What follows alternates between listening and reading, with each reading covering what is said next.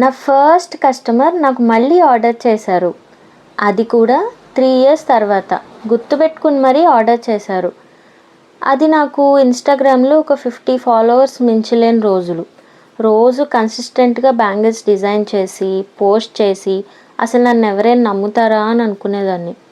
Minimum 500 1000 followers ఉన్న వాళ్ళకి orders వస్తాయి అనుకునేదాన్ని. అప్పుడు ఒక క్లయింట్ ఆవిడ ఎంగేజ్మెంట్ కోసం నా దగ్గర ఈ రెడ్ బ్యాంగిల్స్ ఆర్డర్ పెట్టారు. నన్ను నేనే నమ్మలేకపోయాను. చాలా సంతోషంగా అనిపించింది. నా ఫుల్ ఎఫర్ట్స్ పెట్టి నాకే నచ్చేసేలాగా డిజైన్ చేసి పంపించాను.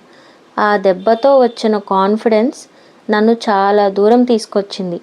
ఆంధ్ర, తెలంగాణలోని పల్లెటూరుల నుంచి యుఎస్, జర్మనీ వరకు ఎన్నో చోట్లకి నా బ్యాంగిల్స్ వెళ్ళాయి. మిలియన్స్ ఆఫ్ వ్యూవర్స్కి నా కంటెంట్ చేరింది.